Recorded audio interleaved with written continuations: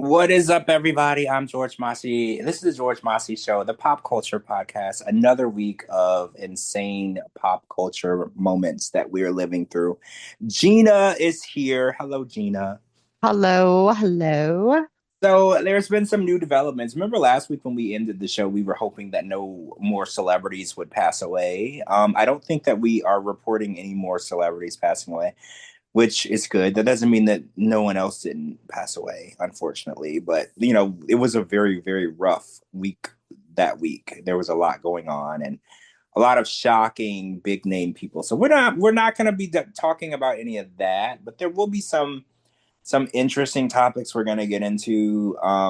So the viral video, I know that you saw it because Justin Timberlake was doing a performance.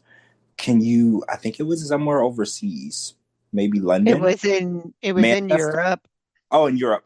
And the viral video of Justin was he started the song and then put the microphone on the floor and let the crowd sing. Now, I know you go to a lot of concerts, and so do I, but not as many as you.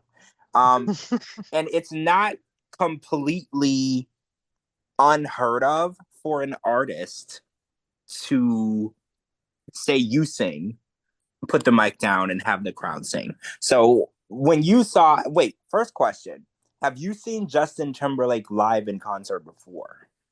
I I've not. So I have more than once. Um, so I've seen him a few times. I think I saw the Future Sex Loves whatever tour, and then I saw him again on a different tour, and I can't remember the name of it. Now, I do remember he put on a good show from what I remember, but I do remember, I think the Future Sex Love Sounds tour, I left early because after the third hour, there was like no end in sight. So like he was still singing, the show was still in full swing, and after the third hour, it was pushing midnight. I was like, we should go. I was like, he doesn't want to stop performing. So when I saw that video, Gina, of him and the way that he was lazily performing, right? But like what people were saying, it's like that doesn't seem like him, because he usually put on a really good show. Like he's never been a lazy performer. And there are some artists out there that they're a little lazy in their performances. They don't necessarily give their all at every show. And don't get me wrong, I'm a Mariah Carey fan, but there's a lot of videos out there where Mariah gives us absolutely nothing. You've seen these videos, right? hmm Like she's like walking on the stage, or in some of the videos, Gina, Mariah has them carry her across the stage. She doesn't even want to walk. So, but when I saw this video, I was like, that doesn't seem like Justin. And we found out the reason why that was, and it's because Justin has Lyme disease. Now, we're going to do a little deep dive because, I'm not familiar with what Lyme disease is because it's not something that I hear spoken of a lot. So, Lyme disease is a bacterial infection spread through the bite of an infected black leg tick, also known as a deer tick. And it can cause a range of symptoms from characteristic rashes, flu like symptoms, to more serious complications affecting the joints, nervous system, and the heart if left untreated. So it's pretty serious. And what's really, really interesting about this is other celebrities, performers have also been diagnosed with this. Notably, Justin Bieber announced that he was suffering from Lyme disease, as well as years ago. Remember, there was a singer and she had the Skater Boy song and Hey, Hey, Avril Lavigne. I don't like your girlfriend, Avril Lavigne. And then she was kind of everywhere and then nowhere. So while she was nowhere, she eventually came out to the public and said that she was suffering from Lyme disease. And she said that for months at a time, she wouldn't leave the bed or her home because it was such a debilitating illness. And my first question is, how do you get bit by a black leg tick? Like, I guess if you have dogs, but most dogs don't carry ticks, right, Gina? Because in order for a dog to carry ticks, it would have to be an outside dog. Because if you have an inside dog, I don't know how it would, bring a tick into your home. So do you think it's normal? So wait, Gina, do you have a dog? No, I don't, I don't have a unfortunately. Yeah, I don't have a dog either. And but I'm just really curious to know, is this like a normal thing, like for ticks to go, because I know ticks will be on a dog, I guess a cat too, but is it normal for them to detach from the animal and attach to a human?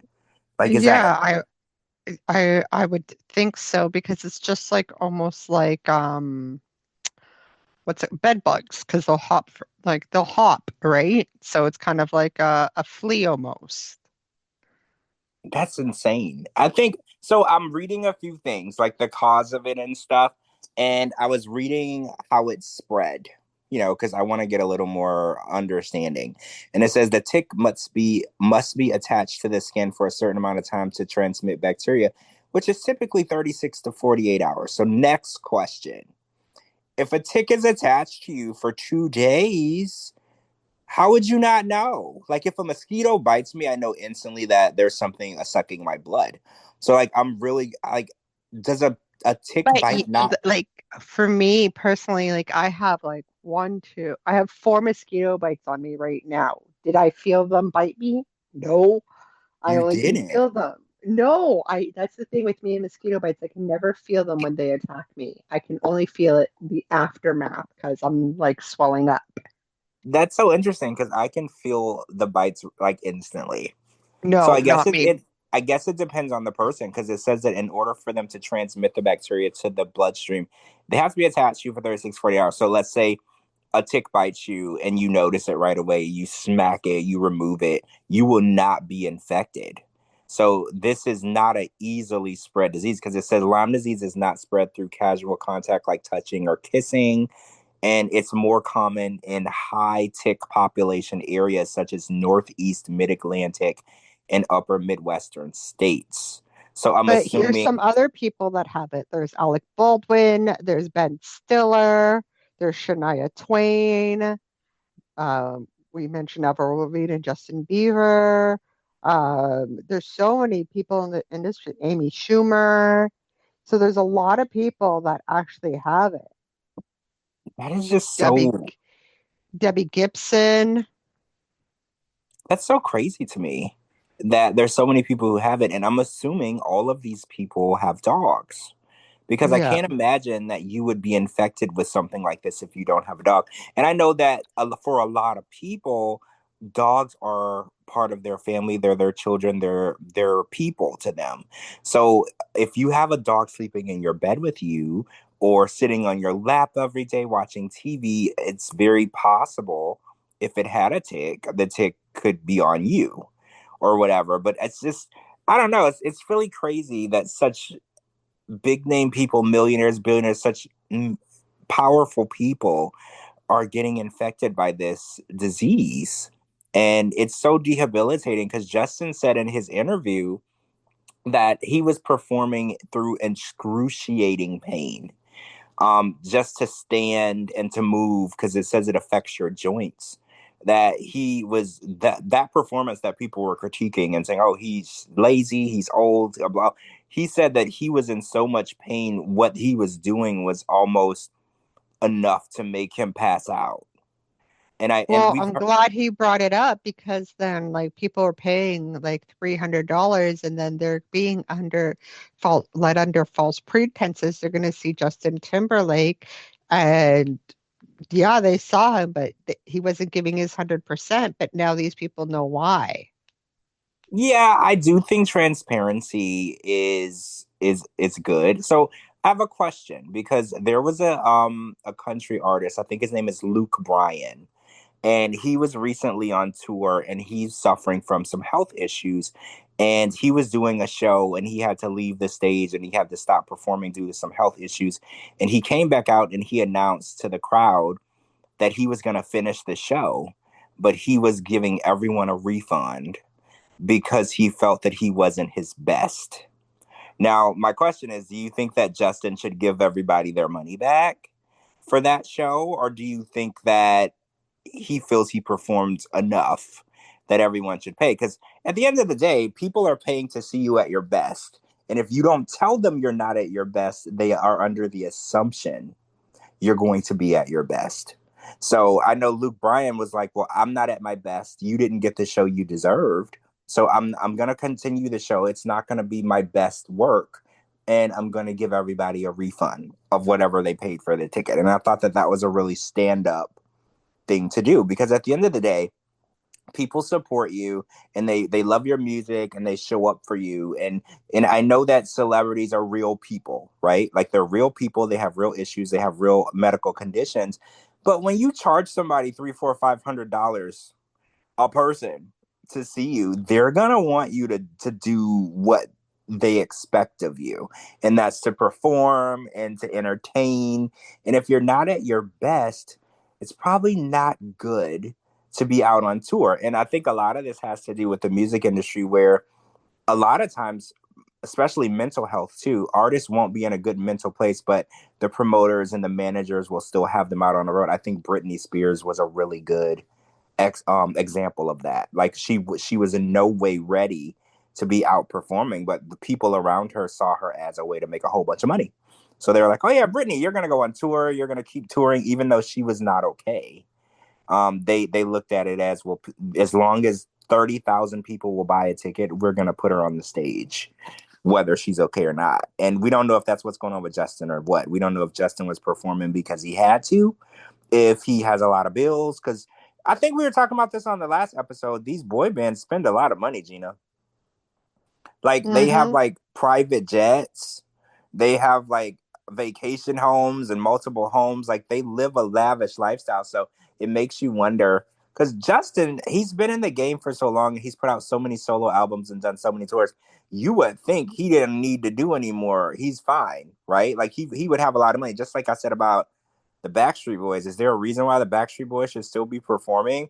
You know, they got a lot of money. Like, they've been doing this for 35 years, and they're on tour like at least 8 or 9 months out of every year that has passed since they've come out. So it makes you wonder, why was he on tour? Why was it so important that he performed through such a debilitating condition? And that's what makes me worry, because celebrities, a lot of times, they're not treated like human beings. They're treated like a financial mechanism that helps generate revenue. So if he's in that type of pain, I would hope he doesn't have to be on stage and he can, focus on getting better and getting treatment, but at the same time, I don't know why he was on stage. I don't know if he has bills. I don't know if he's working towards something. Like, I don't know what's going on in his life. It could have been just contracts that were signed, and then if he didn't oblige by those contracts, then he would have to pay the fine, right? So who Well, knows? yeah, that's true. When you sign like a contract saying you'll perform on so many different dates and you're guaranteeing money in that contract, yeah, if he broke it, he would have to pay whoever he signed that contract a whole bunch of money. And maybe he's like, I don't have that type of money to give away. But, I worry about celebrities more, because I just feel like they have such a really hard life. And I know people are going to argue with me like, "Oh, being rich and famous and having everything you want is difficult." But at the end of the day, do they really have the people that really care about them and care about their well-being? And sometimes I feel like they don't have that, because when you're known as someone that can bring in 20 or 30,000 people at a time for one show, they don't care if you feel good that day, if you're in your best mental health state. The people around you are going to want you to get on that stage no matter what. And that's Mhm. worrisome, right? Like, it's worrisome because everybody has a bad day. Sometimes, we wake up and we're just not feeling it that day, right? Everybody goes through that. But when you're Justin Bieber or Justin Timberlake or Katy Perry or Taylor Swift, you don't really get that. You still have to perform and pretend that you're fine. So I do worry about people that don't really have that type of They leadway. don't get sick days. Right, right. Like they don't have a sick day. You can't call off. Like, how even if you're not sick, regular people do it all the time. They're like, "Well, I just don't feel like going to work," and they just call in sick. Taylor Swift can't call in sick. There's like 30 or 40,000 people waiting for her to come out. You can't just call in sick. It's going to cause a huge uproar and disruption in so many people's lives if you do that. Because especially artists like Justin and well, both Justins, Taylor, Ariana Grande, people fly to see you. Like Gina, you know this. You'll fly to a concert. The concert won't be anywhere near you. So can you imagine if you flew to a concert and then once you get to the venue, right before the show, they decide they don't want to perform and they cancel? That would disrupt so many people's lives. Yeah, I wouldn't be a happy camper, but right, that's what insurance is for. Well, yeah, when you're gonna travel to a show, you're right. You have to buy your trip insurance, your ticket insurance, just because the unpredictable nature of this type of business. Also, you were telling me you were watching this Netflix documentary that I also watched. It's called Amy Bradley Is Missing, and it's on Netflix. And it involves something that I'm very, very, very scared of. And it's a cruise ship. And I have always said, Gina, that cruise ships are like a sailing bad situation waiting to happen. I've always said it, and it this one didn't sink because Gina, you have always told me that they don't sink. That has always been what you've told me. You were like you are more likely going to be bit by a yellow jacket than you're gonna be on a boat that sinks. And again, this one didn't sink, but there was a girl. Her name was Amy Bradley, who was on a cruise ship, the Rhapsody of the Seas, with her family. And I think this was 25 years ago or something along the It lines. was. Yeah, so March 1998, she was on this boat and she literally vanished into thin air. And it's one of those stories that always intrigues everyone that hears it. So I want to say this wasn't the first time that I have ever heard her name. I want to say around the time that this happened, I did hear something about it. But the Netflix documentary, it was so interesting because they had a photo of a girl that they think is Amy Bradley. And it was around the area where she disappeared from, somewhere from the Caribbean islands or somewhere out there, and it looked like her with longer hair, and it was on Hmm. a website where women were. It was like a prostitution website where Hmm. you go on and there were different women, and with all of the technology that we have, they weren't able to locate the girl from this website, which I think is crazy because I was like, well, if it's a prostitution website, couldn't the FBI like go on the website and try to purchase a time with this girl? And then, like, when they tell them where to go, do a sting and save these women. Because technically, even if they aren't being trafficked, they shouldn't be doing this. And God forbid if it's against their will. But for some reason, they were never able to determine if the girl in that photo was her, even though a photo analysis person said that the photo appeared, in their opinion, to be an age progressed photo of Amy Bradley. So I don't even know what to think because I told you, Gina, I ain't getting on no cruise ship. There is no way. And this girl got on this cruise ship with her brother and her mom and her dad, and she never got, well, I'm assuming she did get off the cruise ship, but we don't know what happened to her after that. And I was watching the documentary, and her family is still suffering to this day. Like, we're 25 years ahead and they still have no answers. And I think that's what really is intriguing, because if she is alive, people keep saying, is it possible that she could ever just reach out? Because did you see there was a part of the documentary where they had a website that they started, where people could go and see all of the tips and information that has been brought in over Hmm. the years.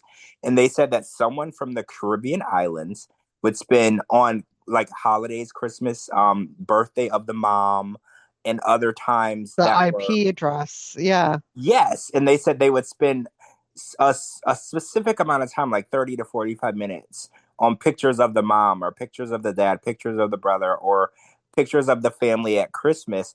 And they're like, it's almost like she's watching what's going on with her family. And they're like, well, if she has the internet and she's able to look at this website, why wouldn't she just click on the contact us part of it and say, hey, I'm okay.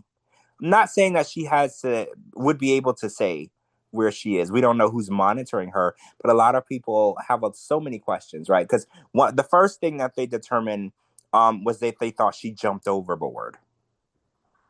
And a lot of people were like, well, that's a discredible statement because she had her own apartment that she got. She was going to school. She had a lot of plans. You know, it wouldn't make sense for someone to just jump overboard. Right. So I have so many theories on this. Like, what do you think actually happened?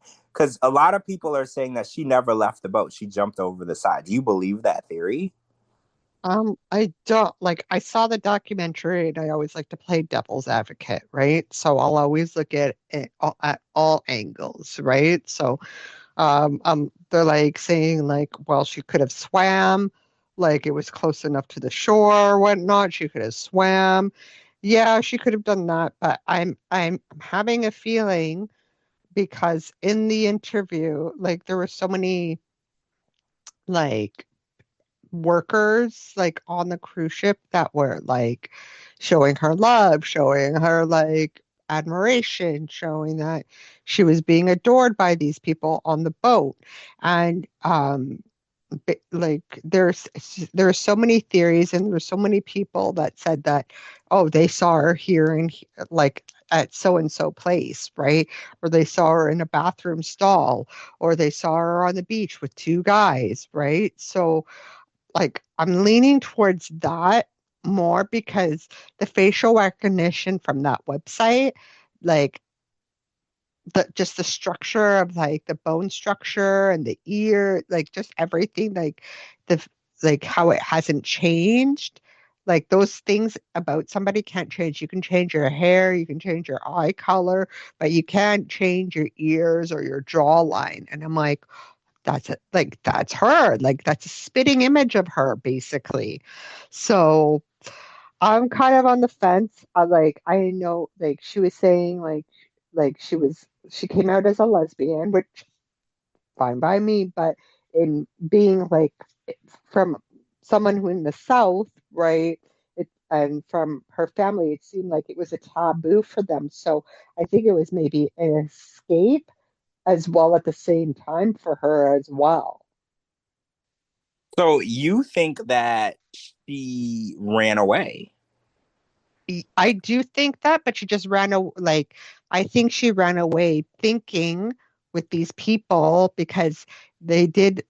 Um, one of the daughters of the band, the musicians, called her dad up, and he was being very abrasive with his own daughter on the phone. And like I think he guaranteed her like I'll keep you safe, blah blah blah blah blah. Like you can get away from this, like what you're going through, and like he led her to believe like she was going to be in a safe space when really it wasn't. See, this is an interesting theory because the family feels that she had no reason to leave or to run away, but we found out that she had broken up with her girlfriend right before she went on the cruise, remember? Um, Hmm. so that can be very emotional to go through, right? And we found out that there was a relationship ending before that, and then she wouldn't take the girlfriend's calls, and the girl, I think she or and no, Amy sent her a message in a bottle, I believe, because she wouldn't, they couldn't get a hold of each other. And so she was definitely going through the breakup situation, and there was a lot going on in her life. And, you know, going away to school might seem really like exciting for some people, but sometimes when you're so used to having your family and being taken care of and then going out on your own, that can be a very scary thing as well. Like because Yeah. she went from having the support of her parents, the support of, you know, her local community, to she was going away to school and doing things on her own. That can be very stressful too, because when everything is on you and you don't have that sense of a Support. back, yeah, that could be too. So I'm not against her running away, because I know her family's completely against it. They're like, oh, she would never do that. She wanted to be here. She had every reason to be here. I definitely think you're onto something because I don't know if I feel like she was trafficked, only because people have seen her and she had the opportunity to tell people, or even like given a sign, like, because there are times where people might be at a gas station or they might be at a certain public place and they'll see someone and they try to give you like visual cues that they're Hmm. not okay, and but without saying anything at all. But every time people saw her, she didn't really give off anything like, please save me, or I want to go home. It doesn't necessarily mean that she was happy where she was, but it definitely didn't look like she wanted anyone to come and save her, which I think is really odd to me because there are people who say that they saw her, and and I want to say one of the women that saw her in the bathroom said that she even said her name was Amy, Yeah. and even said the state that she lived in, but she never mentioned anything along the lines of she was against her will, or she didn't want to be where she was, or she needed help. And I think that that's really And odd.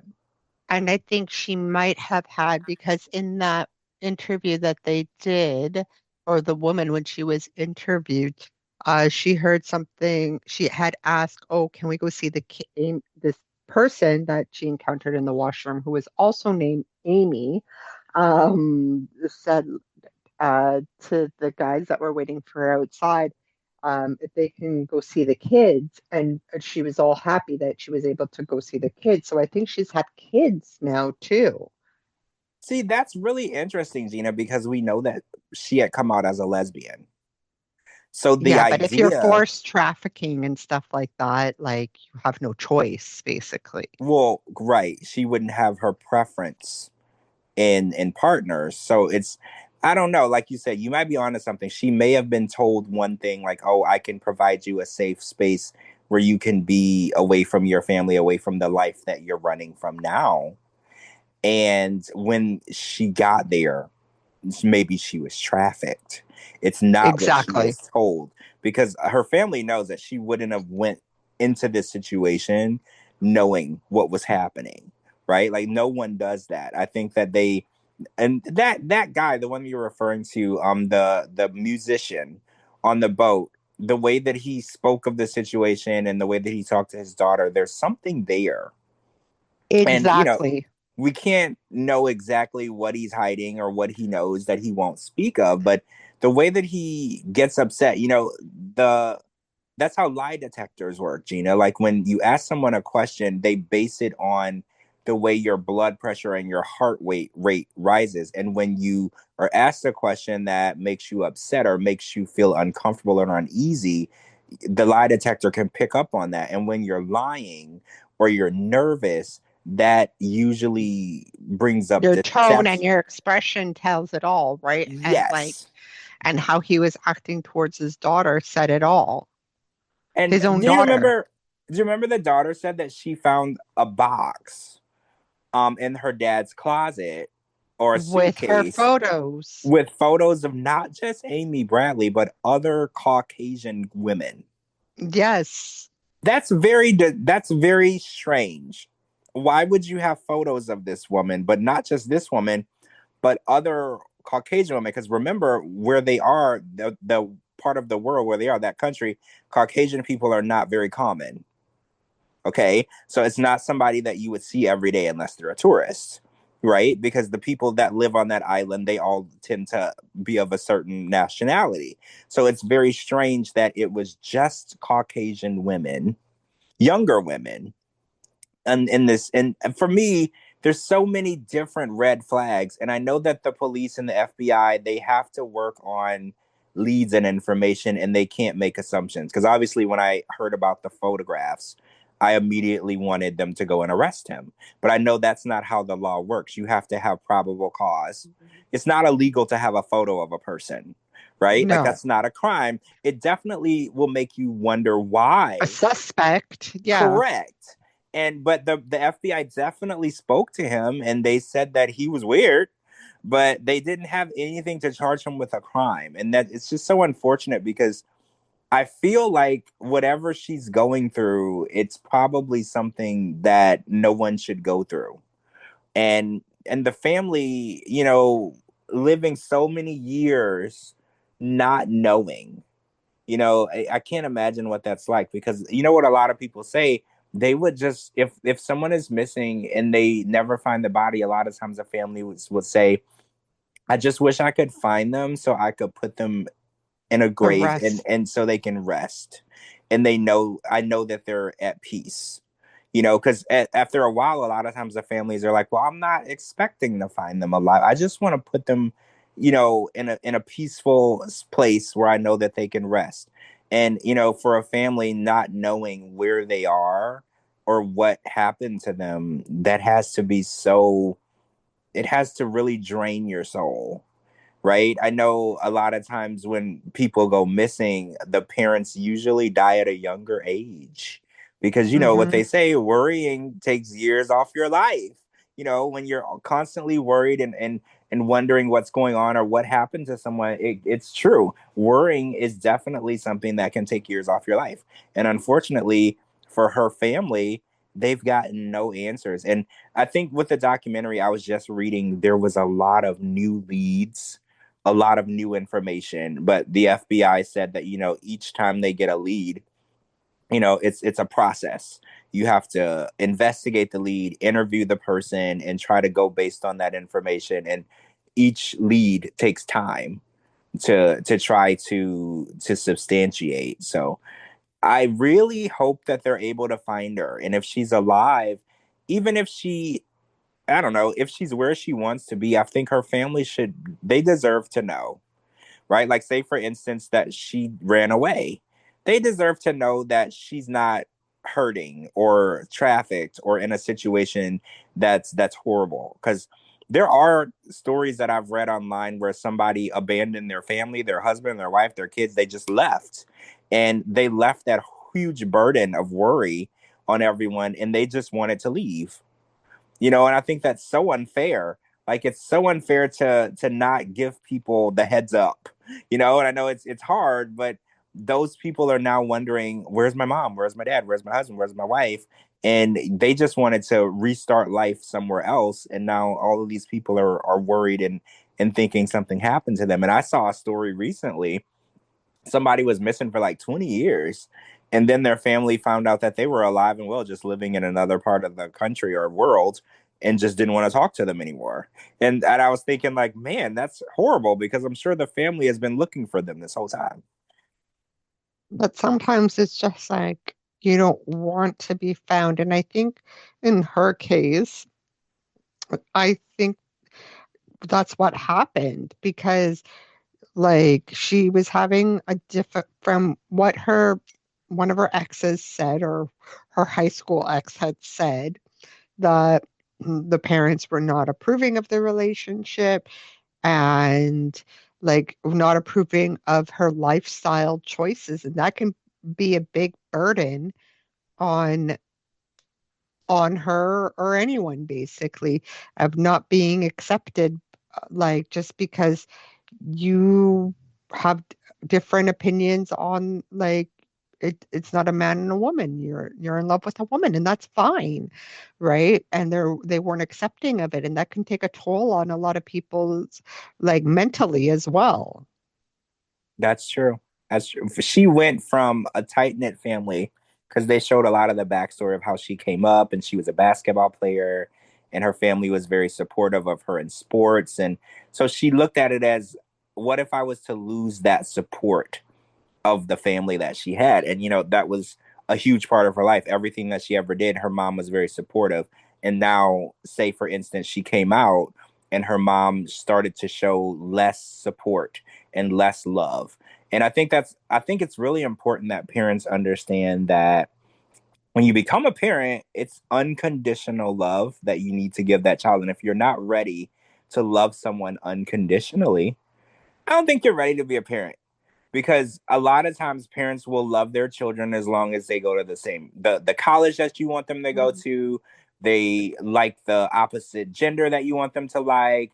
They do the religion you approve of. And it's like, you can't put conditions on your love. And I think love has to be unconditional, especially when you're a parent. And this could have been something that she experienced. She had the unconditional love of her mother until she didn't. Until her mother and that father maybe found out that they didn't like the idea that she was a lesbian. And Exactly. And they come from what seems like a very southern state, like a southern family, because they have a little bit of that southern state those accents there, Midwest type of accent, Kentucky, like wherever they're from, Texas or whatnot. They seem to have that mind frame and that point of view, yeah, it's unfortunate. It's a really right? interesting documentary, though. Like, I It was very, is. If whoever hasn't watched it should watch it. yeah. If you haven't watched Amy Bradley, it's missing. It's on Netflix. It's the 25th anniversary, so this is why they put out the documentary. But you could have missed it. This happened all the way back in 1998. You could have missed it. So if you did miss this story, it's probably one of the more chilling documentaries I've seen in a long time. Like, it Yeah, made my skin crawl. It was so chilling for 15. I was 15 when it happened. yeah. See, this was it's always insane when things like this happen and they don't solve it, right? Like, they can't figure it out because whenever you hear about those cold cases or a missing case, the person is and it's never been solved. It kind of makes your skin crawl because you're like, how can a person disappear or vanish into thin air with no sighting, no body, nothing. And it makes it just it fathoms your mind because you're like, I can't imagine how that could ever happen, but these things do happen. And then when you see these documentaries and you see how hard law enforcement has been working to solve it, and they're still unable to put the puzzle pieces together, it's just so intriguing. Well, you know me and true crime and documentaries. Yeah, I'm all for it. Like even international ones with like the English is dubbed, I still watch it because it will take me to different parts of the world. Like, oh, that happened there. Like, oh my God. Yeah. I'm the same way. So, I was watching these videos online and there was a carnival ride, an amusement park ride out in Saudi Arabia.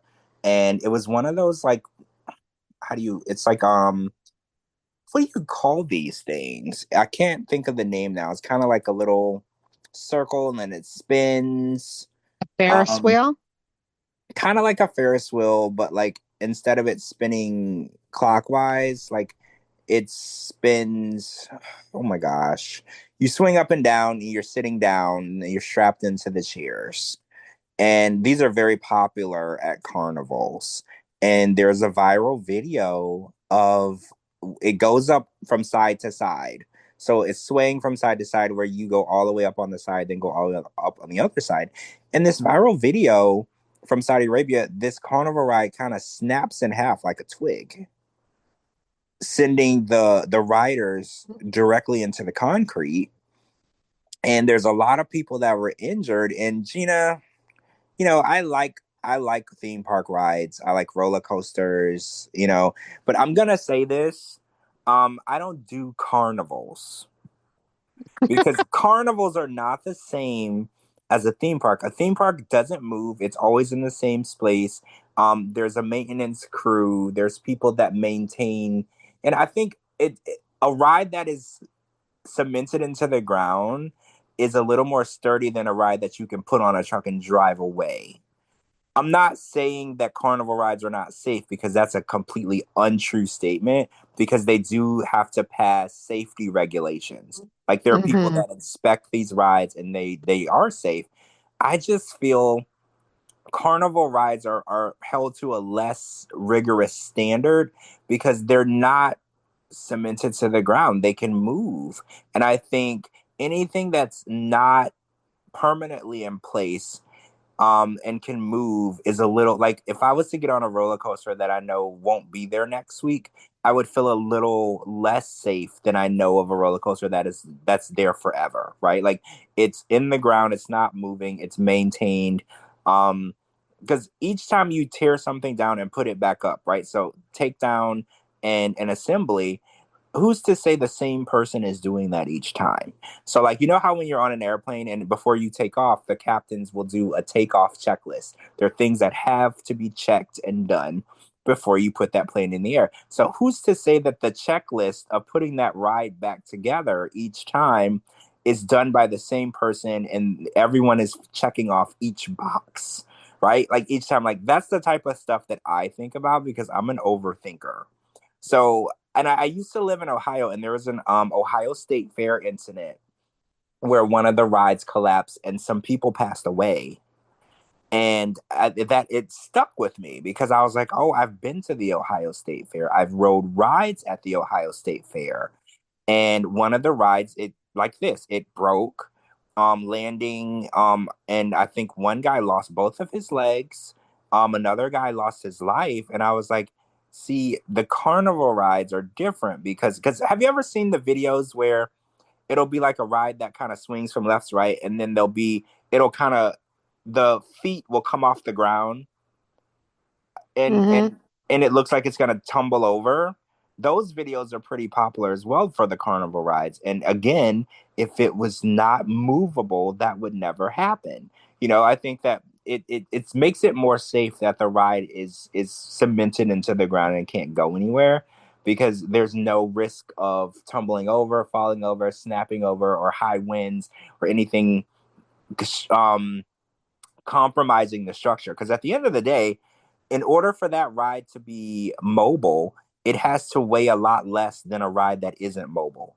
And I think the less that it weighs, the more it compromises its structural integrity. Because I think the heavier the ride, it's harder for it to move or fall or break. Because the if it's I don't know. I don't know. I could be completely wrong. This could all be in my head too, Gina. I don't know. I just feel like safety in my head is probably different from the people that do safety inspections.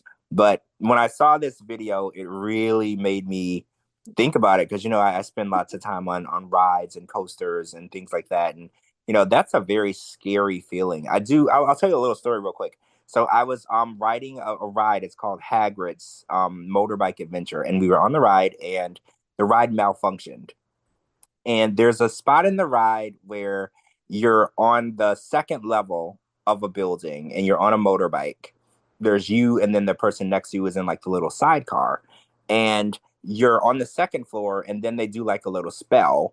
And then your motorbike falls from the second story to the first story, and it jumps from one track to the next track. So there's a track above that you're on, and then it falls down onto a track below you, and it's literally a full floor that you fall. So the ride malfunctioned where we had jumped the track and we were sitting on the bottom track, and the next track above you, that's where the next car would come and it would drop where you're sitting. That's where we got stuck. So we got Oh stuck dear. there. And after about 10 minutes, they said, your ride will begin shortly. It was fixed.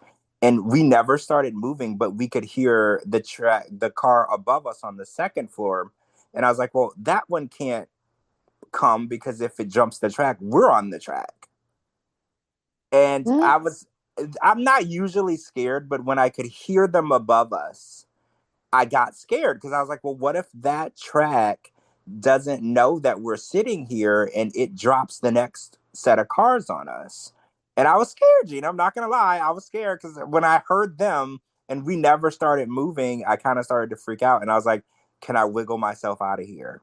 Like, that was my first thought because you're strapped in. And I was like, well, I'm not going to let the car just drop on top of me. So I was like, I'm thinking, like, could I wiggle myself out so it would miss me? But right before they moved into that area, we moved out. But it was pretty scary, Gene. I'm not gonna lie to you. I'm not gonna sit here and lie. I was kind of scared. My heart was beating pretty quick. I can only imagine. Like we have an amusement park here. It doesn't move. It and it runs from May to September, and they open it up for like Halloween, like Fright Night. So they'll have like a few rides open, some haunted houses, but like looking at like the manufacturers, like it's mostly like Australian manufacturer, like ride manufacturers. It's like Australia, Netherlands, Germany, right? So it's all these like big name corporations that I've never heard of the company's name, but I'm assuming in like because you're in Europe, you have you have a higher standard, like even with foods and like even processing foods and stuff like that. You have a higher like standard, basically, is what I'm trying to say. Well, yeah, But safety standards, you're right, they vary from country to country, right? yeah, And, some countries are not known for safety standards. For instance, we've seen some things that happen in Mexico with theme park rides. Where remember that one story where the people were like stuck in the air for a really long time on some theme park ride during a thunderstorm? And they were like, I was like, well, why would that even be operating during a thunderstorm? Because safety standards vary depending on what country you're in. yeah, And you're and I right. guess it depends on the manufacturer of the ride as well. At the same time, right? Like most of the rides here is from like this company called the manufacturer is called Zamperla, and it's an Italian manufacturer, right? So obviously Italians make good cars and like shoes and purses and clothes. So the manufacturing is going to be different. Oh, so there was this TikTok video. All right, so backstory. Delta flight DL-56. It was an A330-900 from Salt Lake going to Amsterdam. It hit some intense mid-air turbulence, sending so there's 275 passengers on board. Oh, I'm sorry, they were leaving from Salt Lake City to New Amsterdam. They had an emergency landing in Minneapolis because of some turbulence. 275 people on board, 13 crew. 25 were hospitalized. Food carts and passengers were violently thrown during this this turbulent event. So I wanted to ask you, because I know you fly a lot, have you ever experienced extreme turbulence on any of the flights you were on?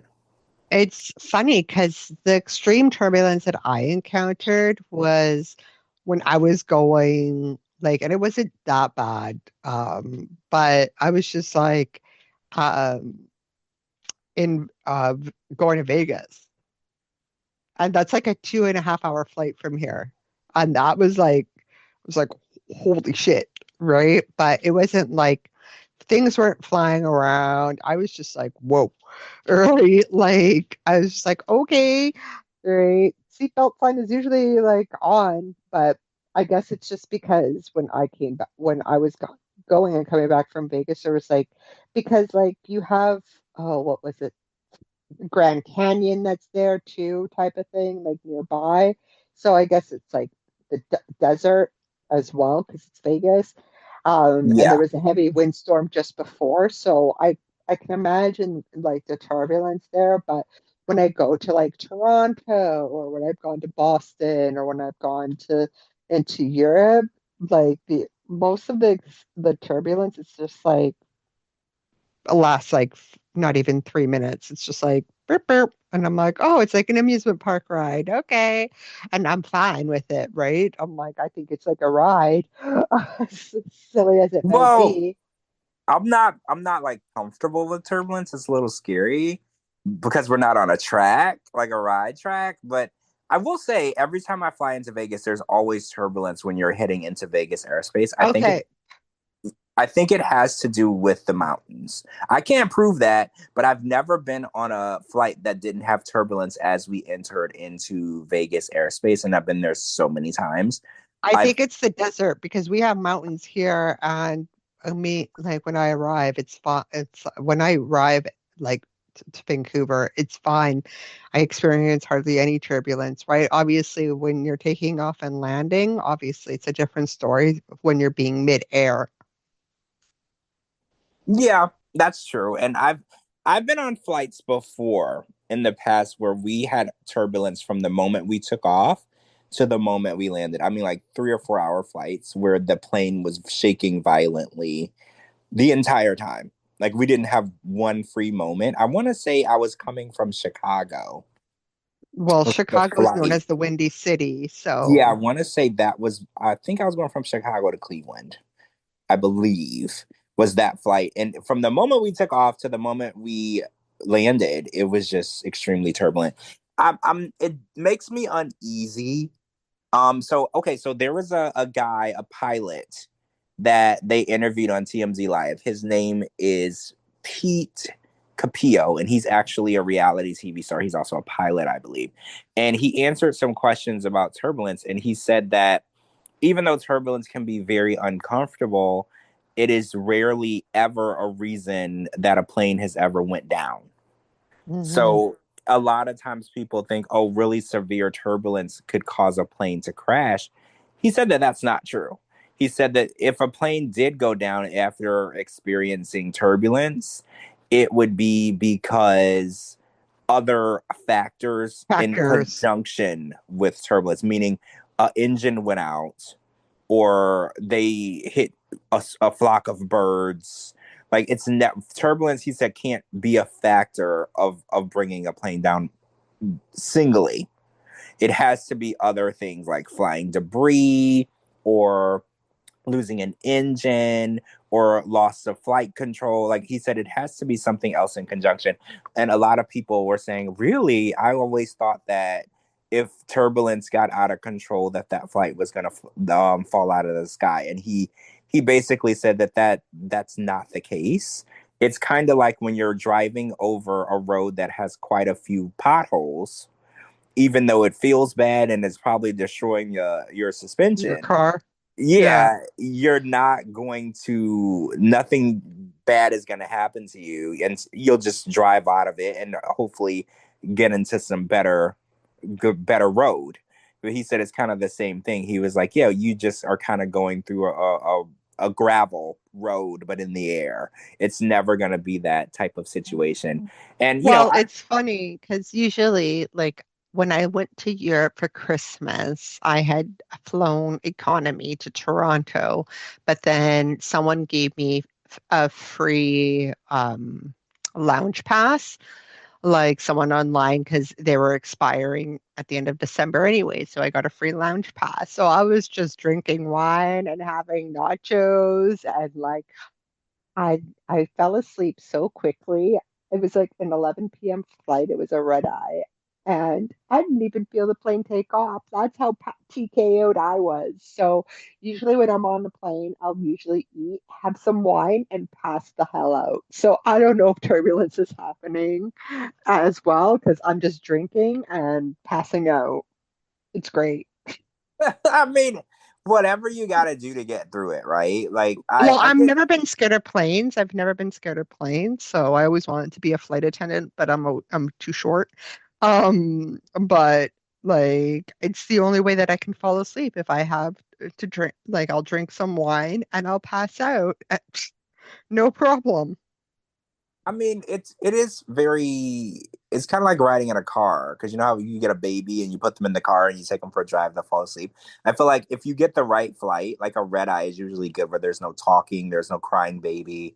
It's pretty easy for you to fall asleep because they dim the cabin lights and there's kind of like that. You know how some people like the sound of white noise?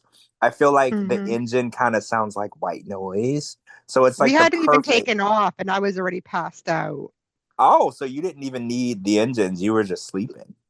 Oh yeah, I don't even know how it happened because usually I like seeing it take off. I like seeing the plane take off and land because I'm one of those crazy people. I always look out my window to make sure when we're taking off that the flaps are down.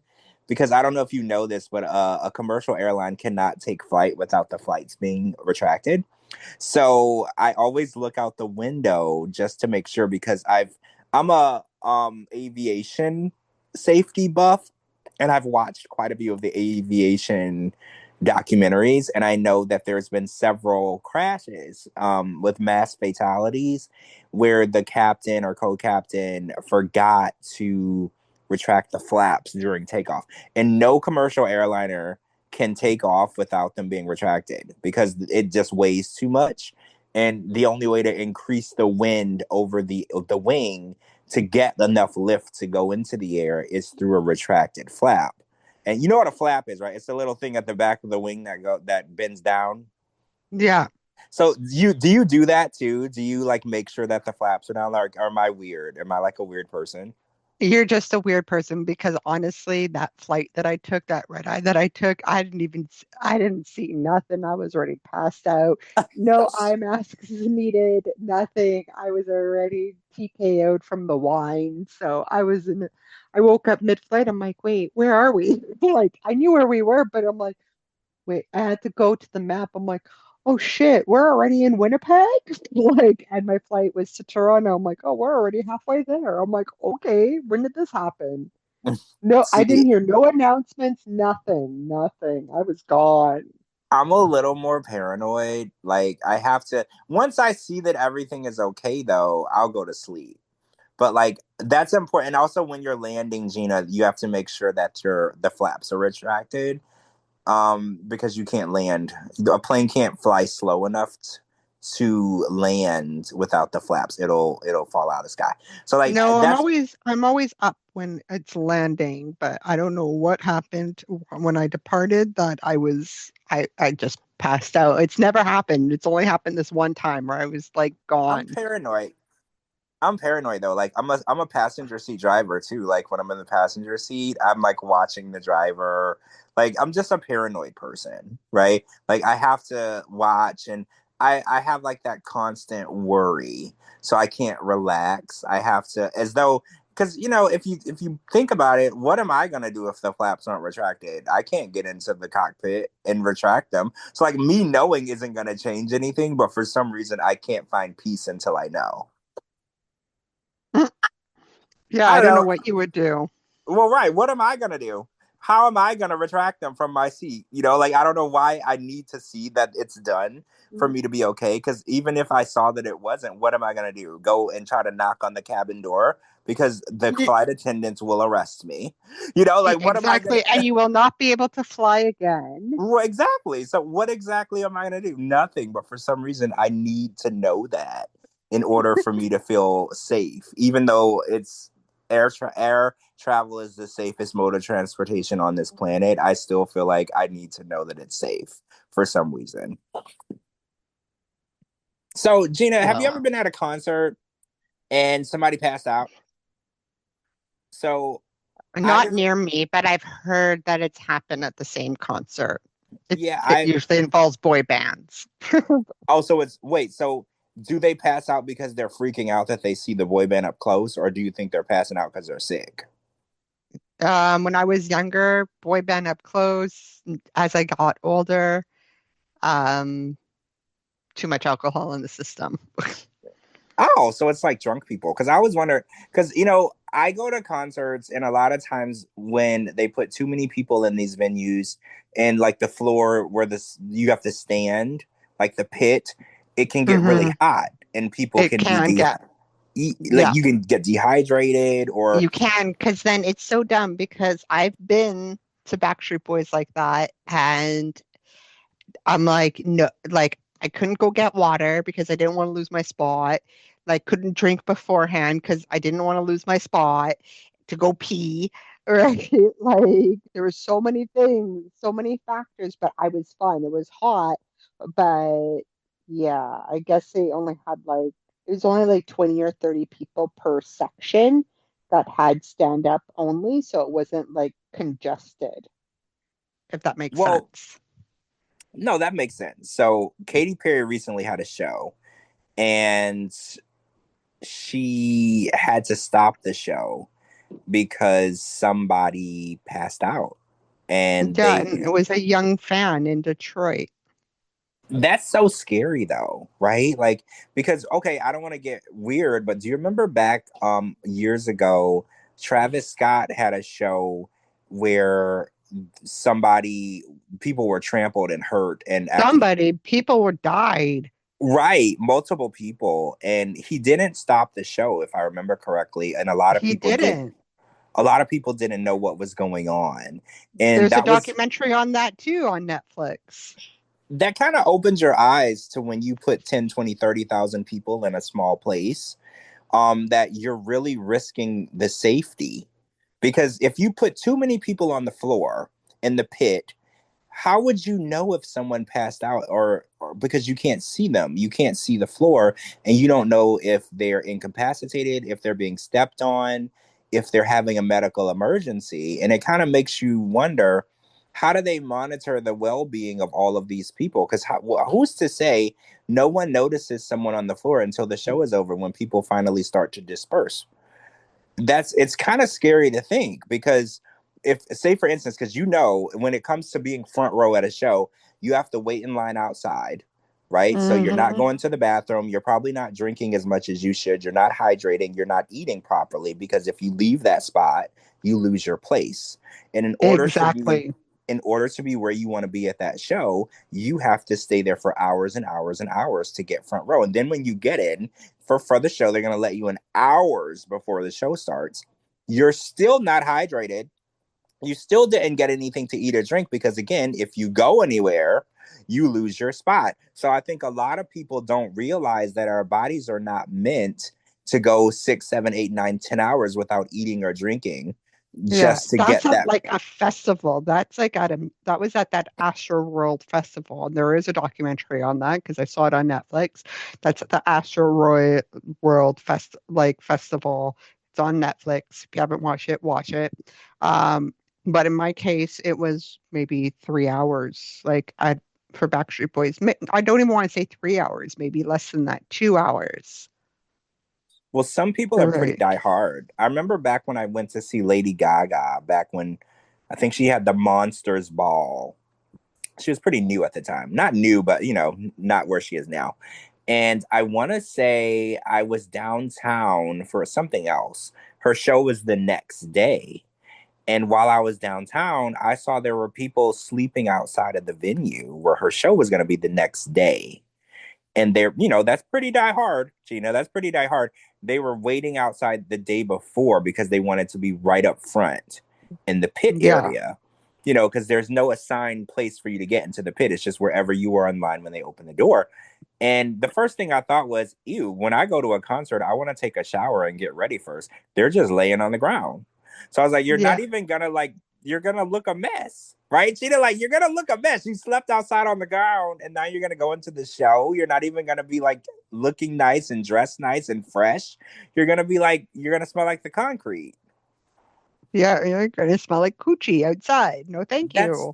That was my first thought. And then after that, I was like, where are they going to the bathroom? Because the venue is closed, right? Because I was like, it's nighttime, the venue's closed. Like, how are they even using the bathroom? Where are they getting food?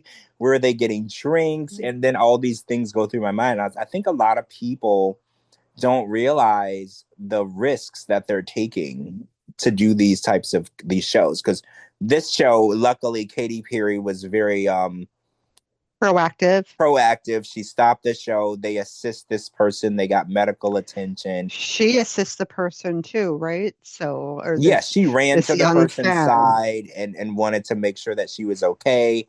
And medical professionals were there immediately. And it just makes you realize, guys, when you're at these concerts, when you're doing these shows and there's 10, 20, 30,000 people in one place, that's never a good thing. There's so many dangers that we're not accounting for when Well, it comes to that. after the World debacle happened, right? These things were happening again, and people would be like, "Okay, stop the show. Like, someone's fainted, someone's not okay. Stop." Like, do Well, you remember when? do you know the saying? They say it in aviation. Our mistakes and lessons are written in blood. So, in order for people to realize how dangerous these festivals and concert venues and things are, because they just want to pack as many people in as possible, because each person is a ticket price. And each mistake and lesson, unfortunately, we have to learn that with blood written on the wall, people's lives are lost. And that's kind of how aviation makes changes too. After a plane crashes, they'll change the laws, and they'll go and they'll change the speculations on what can and can't happen. Like, some some planes didn't have proximity locators to how close you are to the ground. They didn't have, so once a plane was lost and people were lost, then they're like, oh, let's put proximity ground locators on each plane, but not until after a whole bunch of lives were lost. So these, unfortunately, these lessons are, they're written in blood in order. And you know what? This actually, I saw this on the news recently, where when you go to a train crossing, Gina, in the United States, and there's like the lights and the little awning that goes down that forces you to stop.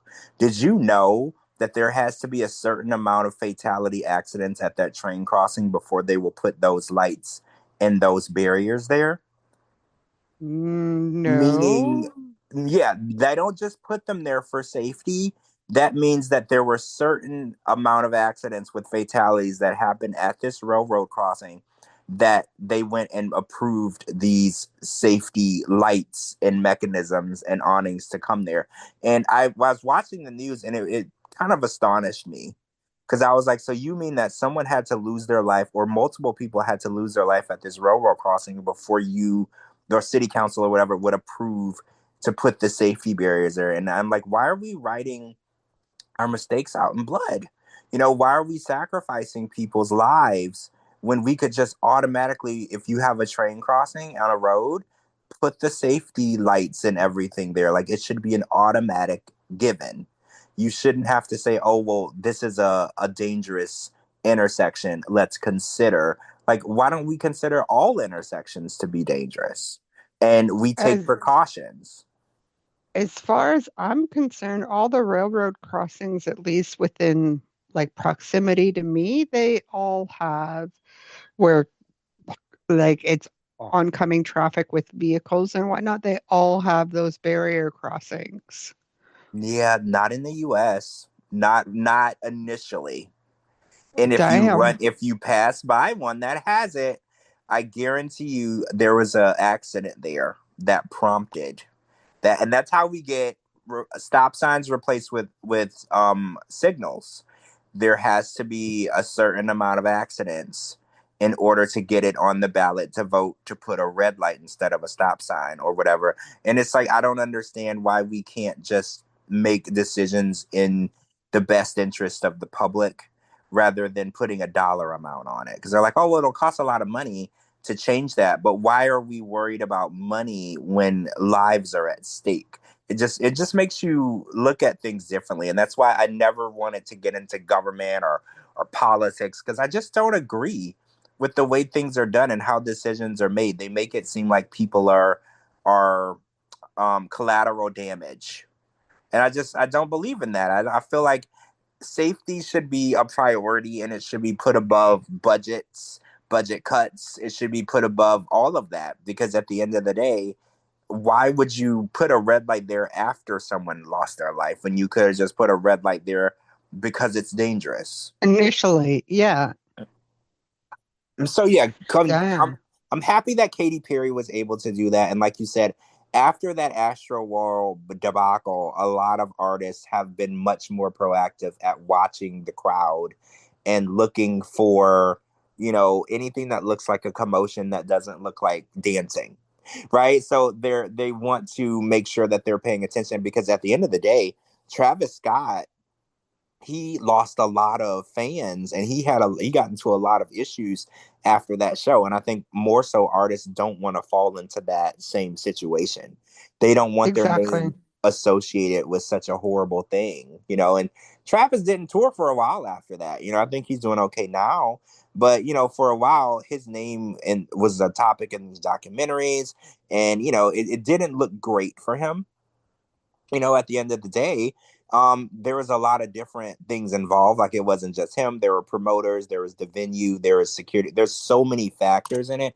But at the end of the day, people lost their lives. And, now, after, like I said, after people get hurt and there's a tragedy, that's when change comes. So now we're seeing less and less of things like that Astroworld tragedy. But unfortunately, we had those people sacrifice themselves for that change.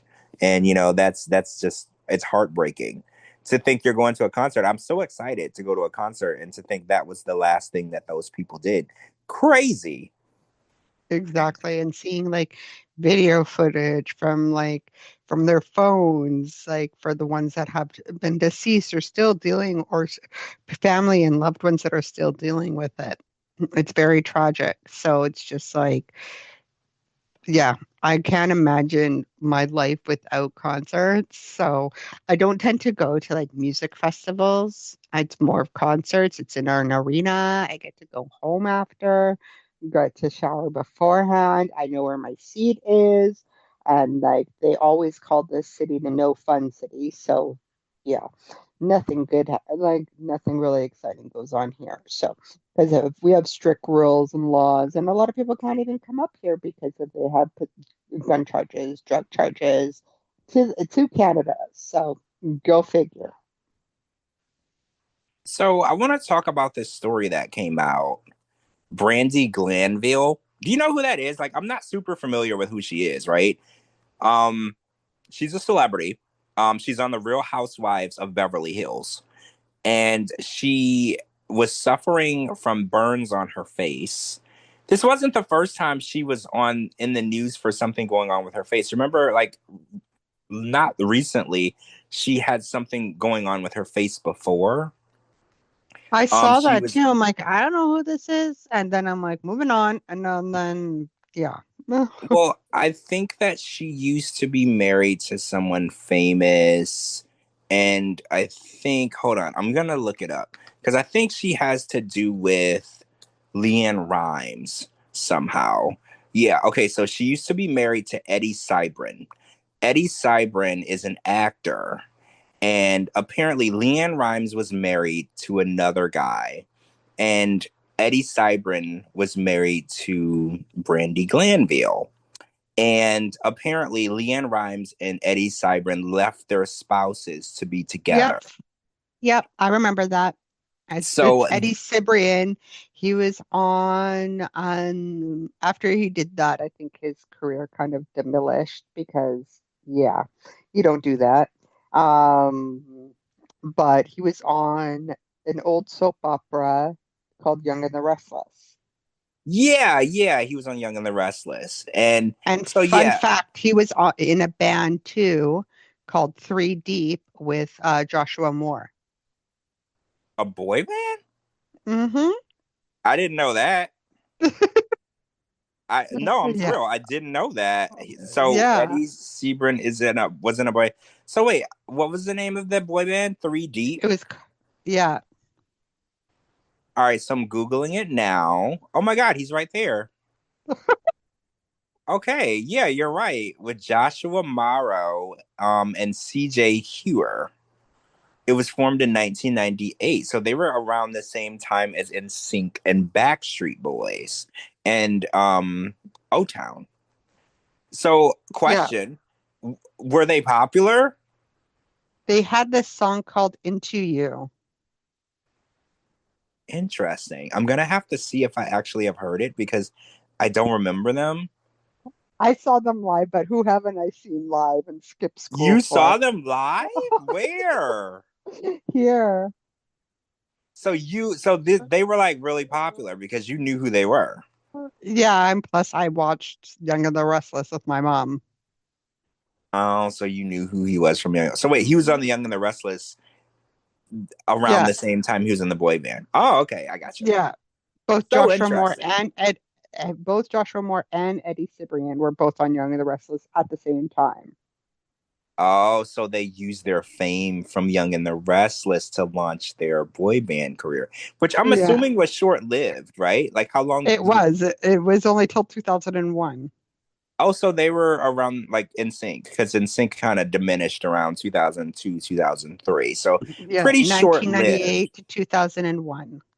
That's so interesting because if you wouldn't have mentioned that, I never would have known he sang because he doesn't do anything that has to do with music. I never would have known that. That's a fun fact, Gina. Like I'm impressed at your knowledge because I knew who he was, but I never knew that he was in a boy band. Okay, so back to Brandy Glanville, who was his ex-wife, who he left for Leanne Rhymes, right? And so the story is that she was suffering from burns on her face. And then so I was looking into it and she posted videos, which, oh my gosh, it looks so horrible. I saw So that. Yeah. she said that she put Nair on her face and it burned her Oh skin. God, why would you do that? So Nair is the stuff that supposedly removes hair from your body, which I don't know. I've never used it. I've heard of it. Okay, I know what it is. She said that she put Nair on her face in an attempt to kill a facial parasite that she was suffering from. Now, I don't know where she got the idea to do this because obviously you can't self treat yourself. You have to see a doctor or a dermatologist to tell you the best avenue or route, to help with a parasite on your face. Like, you can't just decide you're going to start self treating yourself. Like a dermatologist, your face is very close, to your eyes and your nose and your brain and your mouth. Like, you have to be very careful with what you do with the face because they're very in close proximity to extremely important organs. So the idea that she did this, I don't know why. She put out a TikTok video trying to explain, and I still don't know why she did this, but now she is suffering from horrible skin burns. And I'm going to go ahead and say that I don't think she can sue Nair because I'm pretty sure Nair tells you not to do this. Right? Like, I don't think that she can hold Nair accountable because I'm pretty sure they tell you their labels tell you the proper way to use this product. And I know it tells you not to use it on your face, It's right? funny because I'm reading some of the comments right now. It's like, nah, she had facial hair and tried to remove it with Nair. No person in their right mind would think Nair would treat a parasite. Also, now people are saying that she's making up that story. And Well, it was, and people think that she's gone off the rails, like Delulu, and she needs help. well, I've heard that too, Gina, because remember, there was something else going on with her face recently about that parasite. Remember, it was like her face looked like it was deflating. And so this isn't her first, second, or third time in the news doing something weird. So I googled it, and AI says that Nair is not generally recommended to use on your face. Nair is a depilatory cream that contains chemicals that dissolve hair follicles. The skin on your face is more sensitive than other areas of your body, and using Nair on it could cause irritation, redness, burning, and even allergic reactions. If Well, you that's want why they to, say with any like creams or anything that you try new, you want to try it on a small piece of your body first to see if you get any allergic reactions to it. But I don't know anybody in their right mind who would put Nair on their face, considering it's for mm-mm. hair removal. I think if she There's wanted to remove hair, if that was the real story, she should have got laser hair removal. That's exactly, I was much about to say that, or a wax or that's something. much safer. You can't just decide to self-treat yourself. And I tell people this all the time. And I think WebMD and Reddit and the internet is giving people the idea that they can determine the best treatment. You cannot. That's the reason why your doctor went to school for a decade in their field and you didn't. The doctor knows what is a proper treatment plan. WebMD is not a substitution for a doctor. if you No. if you want to treat something, if you want to um come up with a treatment plan, you have to talk to a professional. The internet And is not a whatever you do, professional. people, do not WebMD yourself or you're going to go into a loophole. Well, WebMD generally just tells you that you're dying because I've tried it. Exactly. No matter what you type in there, it eventually leads to your dying of something. So don't go to the doctor. And there's been times where I went on the internet and I had an issue, and then I thought I knew what was wrong with me, and I would go to the doctor, and the doctor would tell me what it was, and it was absolutely nothing close to what WebMD told me. So just guys, just know that there's no substitution for a doctor or a specialist who went to school in that field. The internet cannot know your specific situation, and there's no substitution for that. Because some people are like, oh, it's just so expensive. I have to pay so much to see a specialist. I can just look online. Don't take shortcuts when it comes No, to your health, please. Don't do no, that. no. Oh, no, no, no. We only have one life. Well, right. And now you have one face, guys. And now Brandy Glanville is dealing with really bad allergic skin reaction burns on her face. And we don't know if it's going to be something that will heal or if she's going to have facial reconstructive surgery. We don't know what's going to happen. All because she decided to self-treat, and I know at the end of the day, health and wellness is a big topic these days. People are always looking for holistic things and treating themselves their own way, but I'm not against that, but I think that it's also good to get a professional opinion before you start applying things to your face. Like Mhm. just even if you don't want to go to the doctor, if you have a friend who knows a doctor or if you have a friend that's married to a doctor, run it by somebody before you just apply it to your face, just so you have an opinion of someone who knows what's going on. Because once you do it, it's done. Like you can't go back and you never know if it's irreversible or if you're ever going to be the same after that. So at the end of the day, I hope that she's okay. And she's going to be able to recover from this. But I also hope that she learns that, you know, if you want to treat a parasite or if you want to remove hair from your face and the product says it's not made for that or don't do that, those warning labels exist because someone tried it. Okay, like when you go to That's why you McDonald's, have the McDonald's. Exactly. I was yeah, going to say the McDonald's cup. it says caution hot because somebody didn't know it was hot. Or if that warning label exists because somebody didn't know. And trust me, somebody made a horrible mistake and that warning label it's there so you don't make the same mistake and you're protected. So if you're reading a label and it says what the use is for and what you want to use it for doesn't align with what that says, trust me, the FCC or FDA, whoever approved this product, FDA. FDA, they approved it for the uses that are listed on that bottle or package. And whatever you're using it for, if it doesn't align with that, trust me, there are people who went to school for a long time who would have listed on there if it was safe or not to use it for. And if they didn't, it's not. It's crazy that you have to explain this to people, but we live in a world, like you said, where someone went to McDonald's and they didn't know the coffee was hot. So you have to explain it to people because they don't always know.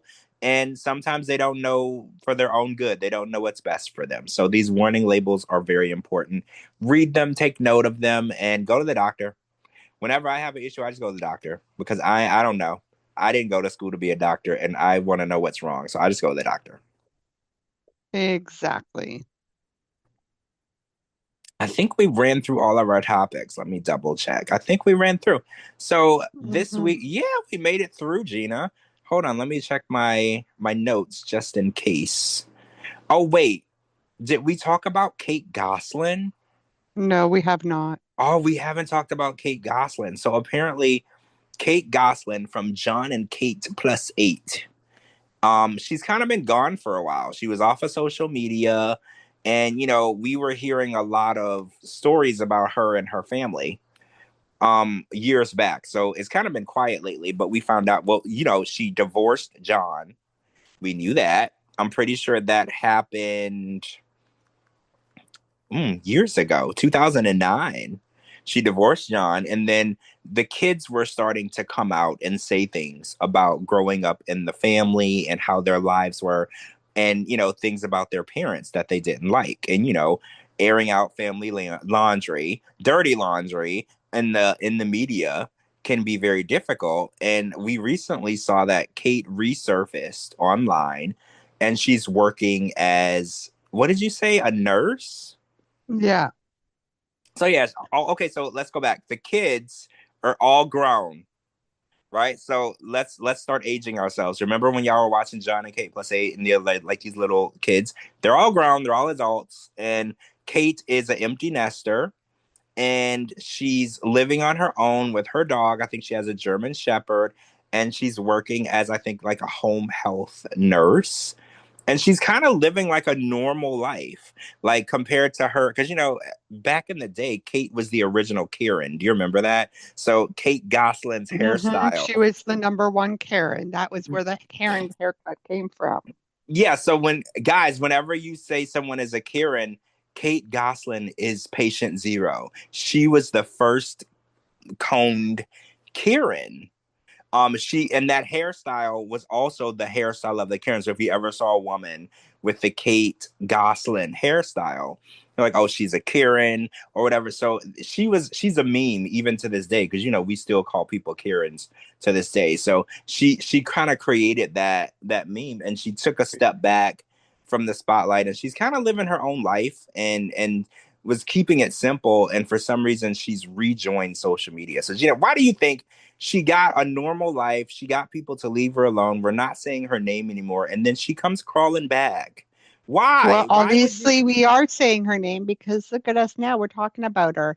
Um, I think just because she wants to get back into the limelight, But why? maybe. The limelight is so horrible, Gina. Like it's you can't live your life. You're always under the microscope. Like we called this woman a Karen for decades, and we made her life a living hell. We made her the every meme of the past like decade. Like, why would she ever want to come back to the spotlight? And now her kids have been saying mean things about her. If it was me, I would have just took my normal life and been happy with it. There's always something like up her sleeve. So it's always something with her, and it has to be something because why would she?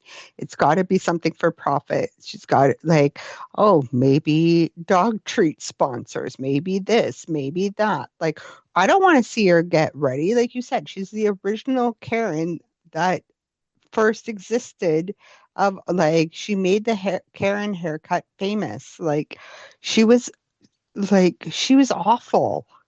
She was an awful human being. Yeah. I was not a fan of hers. She was horrible.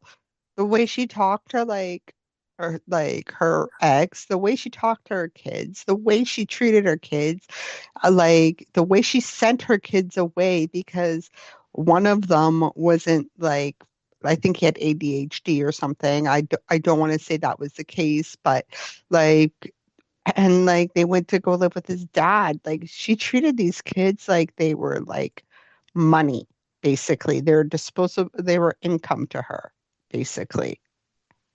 I agree with you. And she's coming back for more, right? Remember recently, like within the last year, And we saw I think she was on Dancing with the Stars too at one point. oh yeah, she was a list celebrity at one point. She was everywhere. But like I said, we gave her hell. We didn't have a lot of nice things to say. So the fact that she's crawling back for more, it's like if you successfully leave the limelight and you're able to live a somewhat normal life, I don't know what would possess you to come back unless there's a TV show or something. Like you said, there's something in the works. But again, if you went through what she went through, no one ever had anything positive to say about her.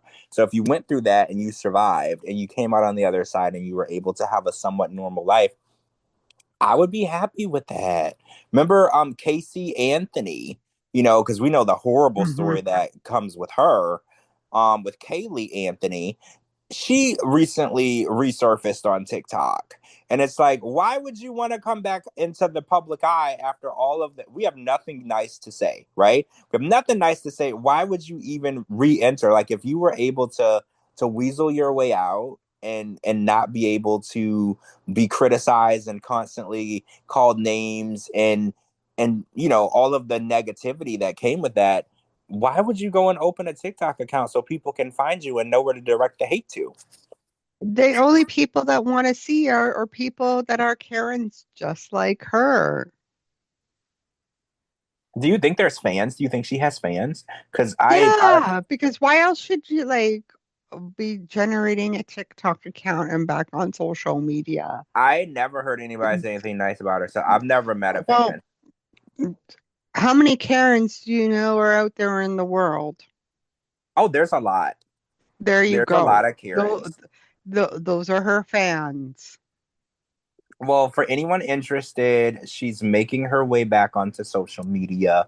We don't know what she's doing, but if you want to follow her on TikTok or Instagram, she's gonna be back. She's doing get ready with me videos and doing dog videos and talking about her job as a nurse. So if you guys want to follow along with the original Karen, the patient zero Karen, the first Karen that we experienced, and because now she's kind of started a generation of Karens. She was the very first one. So if you want to follow along with her, she's back. I don't know if I want to follow her or No, whatever. Like, I think I'll pass. But like you said, if you're a fan, because obviously she has a fan, you know where to find her. Just type in Kate Gosselin and all of her social media will pop up. And, see what she's got going on. You want to get ready with her for work or whatever, you can watch those videos. Kind of like how people watch Gypsy Rose. You never know what people are going to love these days because, people are very intrigued with her. And that's a little weird too.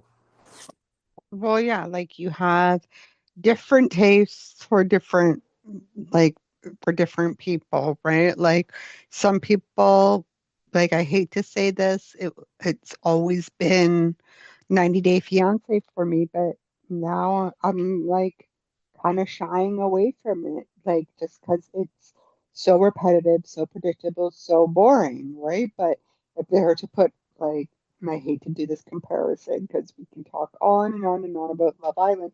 You put a season of Love Island on, and I'm like, like devoted, and it's like church for me, and it's like where I attend every day, right? Like sign me up, right? And then where you have like the 90 Day Fiance franchises, where it's just like I'm not amused.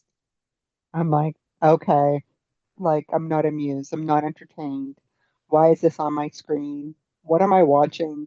Well, there goes an hour of my life or 2 hours of my life that I will never get back, right? So it's Yeah. dwindling. Well, nothing lasts forever. And I think that, this show, like you said, 90 Fiance, that's been on for 11 years, going on 12. Nothing lasts forever, unfortunately. And there has to be an end. I think the longer shows, oh my gosh, we were just talking about this last week. I think E! News got canceled after like 32 years or whatever. Like nothing lasts forever. At some point things are dwindling. And unfortunately, even the best shows, like shows that we really love and things that we've gotten really accustomed to, it can't pass the test of time. There aren't a lot of shows that make it past season 10, let alone 20 or 30. So, once you get to that But point, reality TV is always on. Reality TV, what, like, I don't know of any reality TV shows that's ended. Like, unless it's like the real world or like, but that ended years ago. But what other like actual reality TV show has come to an end and finished like entirely? Like, I can't well, name any off the top of my head. the Jersey Shore ended, but then they brought it back years later. Exactly. Like some of them will end, but you're right, they'll eventually bring it back in some way, shape, or form. Resurface. Or like you Yeah, said, with the real world, they kind of transitioned to real world road rules challenge and it kind of continued. So yeah, a lot of times they try to milk the shows as long as possible. And exactly. sometimes it works, sometimes it doesn't. Like American Idol has been on for how many years, right? Like, so you think and Dance has been on for how many years? So Who Wants to Be a Million? Like all these shows have all been around for many years, and there seems to be no end to them. And Yeah, American Idol, it's like a singing competition, so it's just like, okay, it's the same concept. Nothing well, changes from it. yeah, and but if you notice though, it's been really difficult for them to produce a big artist from the music shows. Like American Idol, they produce like, oh my gosh, Kelly Clarkson, Carrie Underwood, David Cook, David Archuleta, some people that stayed in the music industry for a really long time. I think a guy named Jamal Roberts recently won American Idol, but the show has been on. I couldn't name the last five people that won, and the same with The Voice. they're not able to produce actual, like Kelly Clarkson is a household name. She's an A-list celebrity. Carrie Underwood, A-list celebrity. Fantasia Barrino, A-list celebrity. Like they were producing massive.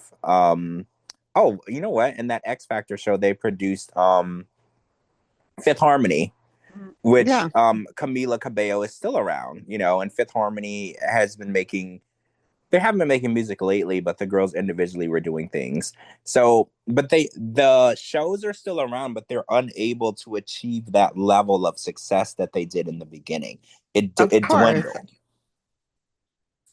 Of course, I understand, but they're still around with the same concept. That's all I'm saying. Like they're still around, same concept, right? The concept hasn't really Yeah, changed.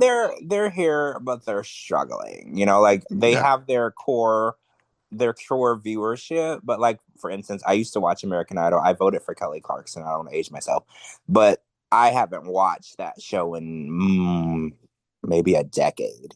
You Me know, neither, right? But it's still around. it's there for whoever's looking, right? It's still there, but yeah, it's definitely doesn't have the same appeal that it used to have, unfortunately. Of course, like all shows, right? But again, it's the same concept, right?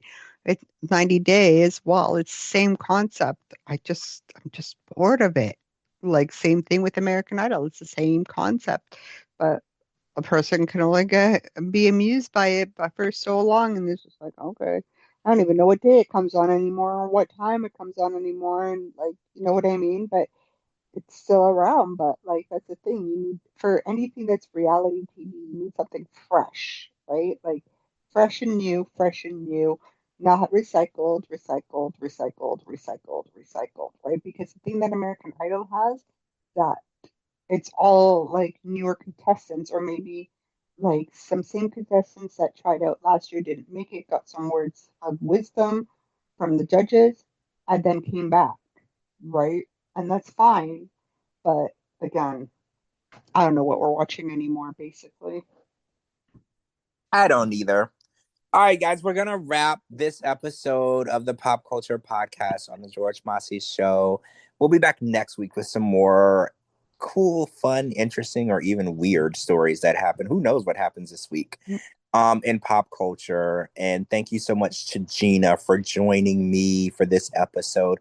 Thank you guys for listening, and we will be back soon with a new episode, and we'll talk to you soon.